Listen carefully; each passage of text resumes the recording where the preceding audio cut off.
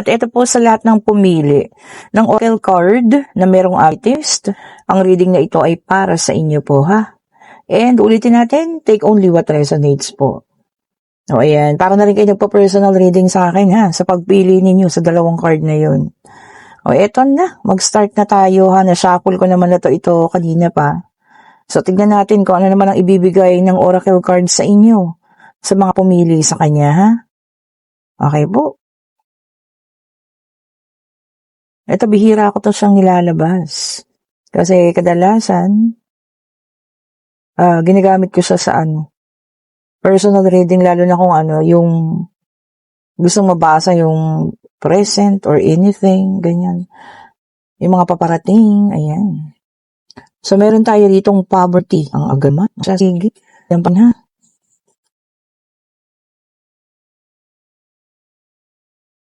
Okay.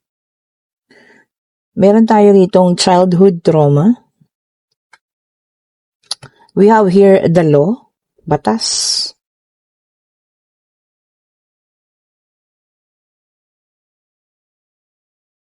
Isa pa, tingnan natin.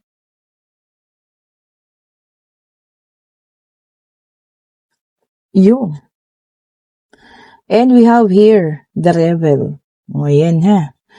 O ito, ang isa o ang ilan man sa inyo ay makakaranas ng tightness sa budget. Ayan o.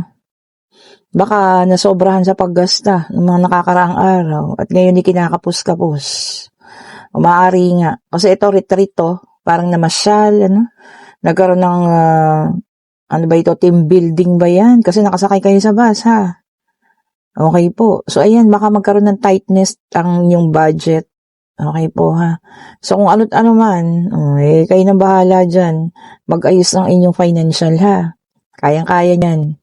O kung meron magpapahiram, di good. Diba? Kung wala, kung meron tayong mga naisuksok, ayan, pwede nang bunutin, And meron din tayo ditong trauma, childhood trauma. Alam mo yun, baka meron ka rin mga naranasan, nung bata ka pa, na nagpapaalala sa'yo sa ngayon, ng mga nakaraan mo. Kalungkutan man ito, ayan, or pag-iba ng ugali, ayan. Or baka nung bata ka, pinagdamutan ka, diba? Kaya ngayon, lahat ng kinikita mo, napupunta lahat sa hindi man luho, pero yung lahat gusto mo. Kung itong nasa sitwasyon na to sa una, ha, ay kailangan mo nga ng batas. O yan. Hindi man batas ng ating lipunan. Kundi kailangan mo ng sarili mong batas. Diba? Disiplina. Disiplinahin mo ang sarili mo. Diba? Maaari nga nakadulot sa'yo ng trauma yun, yung pagkabata mo na hindi ka, alam mo yun, sobrang pinagdamutan ka, hindi mo nabibili kung ano man yung gusto mo. Kaya ngayon, eto naman, Pero kailangan i-balance rin, di ba? Kailangan magsubi para hindi tayo nakakaranas ng hirap at huwag tayo bumalik dun sa mga dati pa na pangyayari, di ba? Naranasan mo na pagdamutan, di ba? Huwag ka nang bumalik dun. So, sa susunod po, matuto na tayo ha. Matuto na tayong i-balance ang ating financial. Kung ikaw man nakaresonate dito ha, baka nasobrahan ka din sa pagbibigay sa mga taong nanghihingi. Kayo po'y mag-isip-isip mabuti, magtira, magsubi ng para sa sarili po, ha? Ayan, tignan natin. Naku, lumilipad-lipad pa, And we have here, explorer or maritimer. Ganda, ha? Sige, tignan pa natin.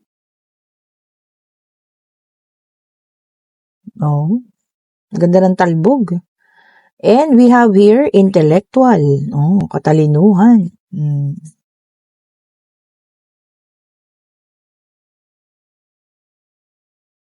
Sapa, dalawa pa nga actually. Ayun. And we have here, sabi niya rito, secret society. Wow. Baka may mga sikreto kayong mga club dyan. Diba? O yung mga organisasyon. Tignan pa natin, ha?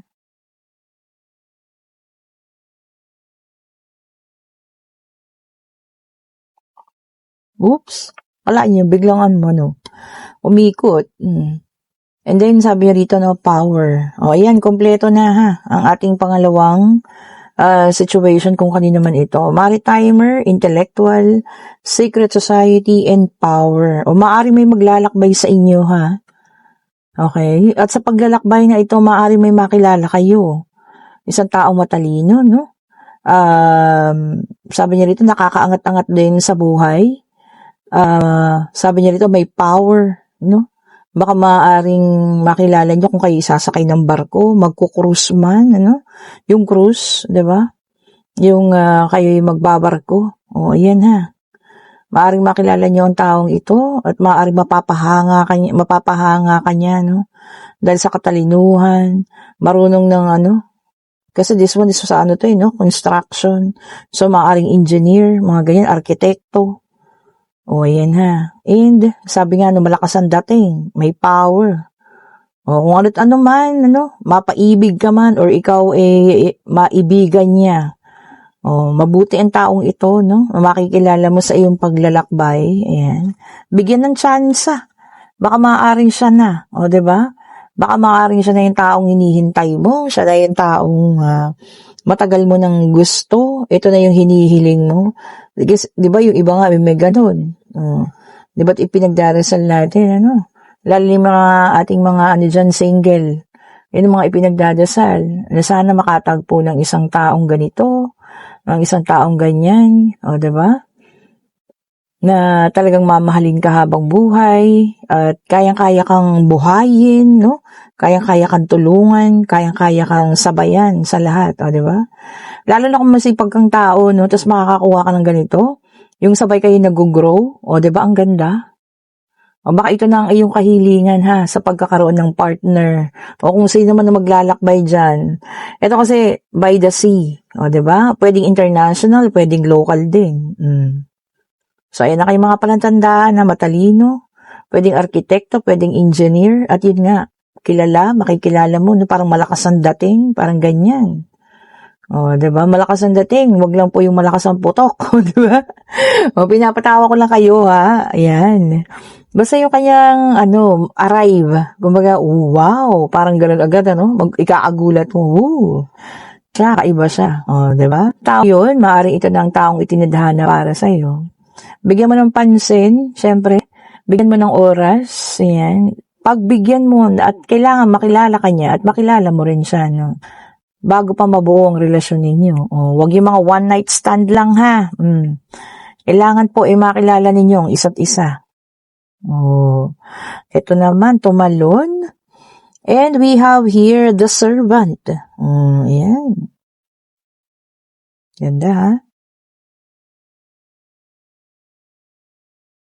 Ano pa ba? Tingnan natin.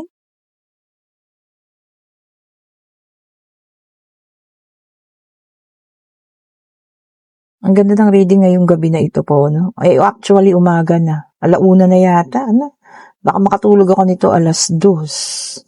Ang aking unang reading mamaya ay 9:00. Pero okay lang po yun.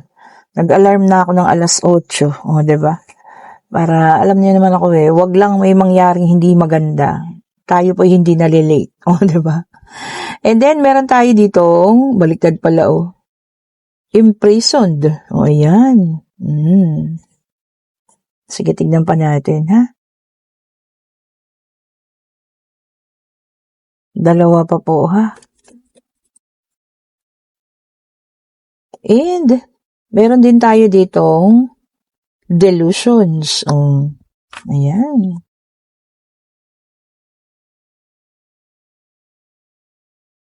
O, last. And we also have here magic.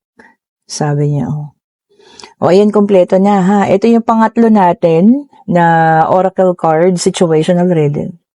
So, dito nakikita natin, alam nyo, meron tao rito, sobra-sobra yung kanyang pagkaka-homesick. Napakiramdam niya, nakakulong siya, no? Na minsan, iba-iba na rin yung naiisip. Hindi naman yung nadedelulo na, no? Pero yung kumbaga, talagang sobra na yung worry, nag-worry sa mga anak, o kung ano man. O, diba? Sabi niya dito sa huli, magic. Magic. Siguro mas maganda. Alam mo yun, parang maging magic. Maging magkausap kayo palagi. ng mga taong naiwan mo dito sa Pilipinas o kung saan parte ng Pilipinas, no?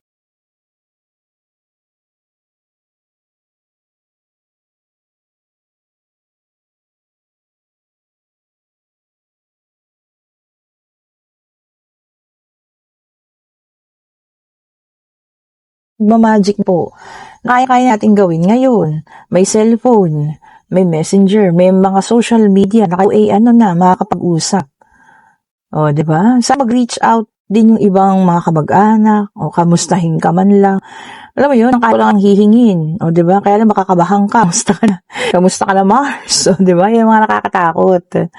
Pero alam mo yun, sana bigyan ka rin nila ng pansin. Kamustahin kung ayos ka ba dyan, di ba? Ang nararamdaman mo. Syempre, ang karamihan sa inyo talaga, lalo na pag malayo sa pamilya, kutan yan. Di po ba? Kut talaga. Yun nga, at parang pakiramdam mo na nakakulong ka at hindi ka malaya. Oh, 'di ba? Lalo na kung yung trabaho mo yung sa bahay lang, 'di ba? Yaya ka, nag-aalaga ka ng bata, no?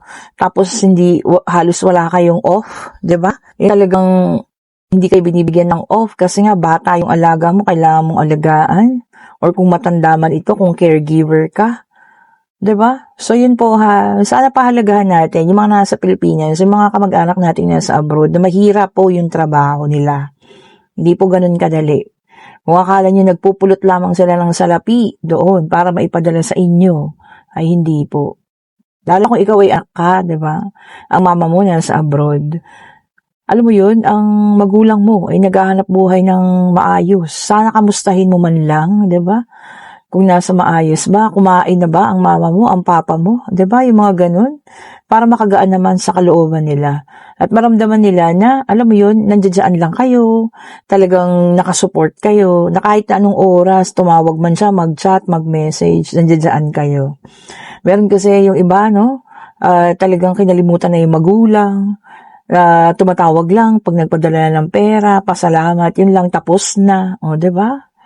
Yan po ay inyong magulang. Iisa lang yan. Huwag niyong hintayin na alam mo yun. Mawala magulang niyo tsaka niyo ma-realize na yan.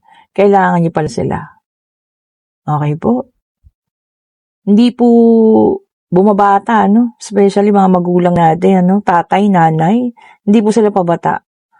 Alam niyo yun, nagkakaedad yan. So kung nasa abroad sila ngayon, ate mo, kuya mo, kamustahin, no? Hindi yung masaya ka lang pag nagpadala allowance mo, pambayad mo, tuition mo, 'di ba? Bigyan natin po sila ng oras. Yan ang mga nararamdaman nila, oh. Kalungkutan, pakiramdam na nakakulong. Minsan kung ano lang pumapasok sa isip. Gawan niyo ng magic. Kaya-kaya niyo yan. Lalo yung mga take ngayon, 'di ba? Gawan niyo ng video, no? Pasasalamat, mga ganyan. Oh, 'di ba? So eto na. Tingnan natin yung pang-apat na situation. Ganda talaga ng reading ngayong gabing ito, no? Umaga na pala. Ano ba yan? Kanina pa ako gabi ng gabi. Kasi nga po, wala pa namang araw. O, diba? Alam nyo, nagkape kasi ako eh. At hindi yata nitong aking ininom na kape. Grabe. Uy, ang ganda, oh. True love. Sana all. O, diba? Sino hindi makakasabi ng ganun? Pag nakabunot ng true love. O, diba? Albay true love, abay tunay at wagas na pag-ibig. Oh. Hindi naman lahat ay naghahanap ng ganun. Baka yung iba ay pagod na. Diba? Pero kung darating sa'yo, wala kang magagawa. Darating talaga sa'yo yan. Ako, sabi niya rito, invader. O, i-invade daw. Tingnan nga natin. So, tingnan pa natin, ha. And we also have here, religious. Sabi niya rito, no? Tapos meron din nakalagay doon, brainwashing. Sige nga, tignan natin, ha? Oops. And para sa ating last card, sabi niya rito na Wild West or Independent. Oh. So, eto na nga, para sa ating last oracle card. Kung ikaw man ang pumili na ito ay para sa iyo. Oh. Maaring nahanap mo na ang tunay at wagas mong pag-ibig. Kaya lang kahit tingnan mo rito, oh, ang daming against. May naktaas pa ng, weapon. O, diba? Yung iba naman dinadaan sa brainwashing. Kumbaga sinasabi, hindi yan, hindi siya okay, wag yan. Yung mga ganun. Pinapakita sa'yo yung mga bagay na hindi magandang ugali nitong tao na to. Okay po.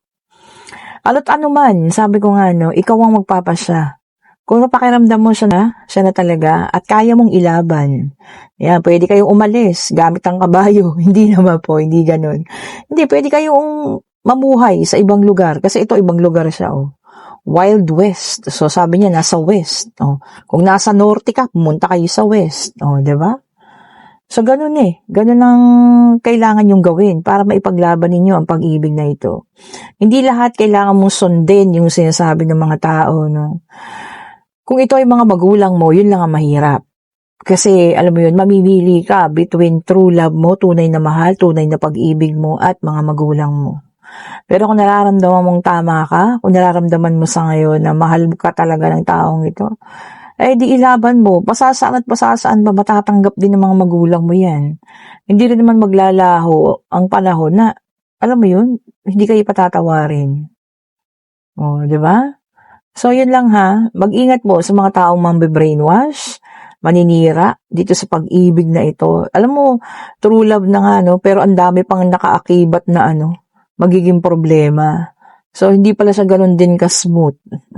Sabi ko kanina, sana all true love. Hindi pala. O, diba? Hindi rin pala.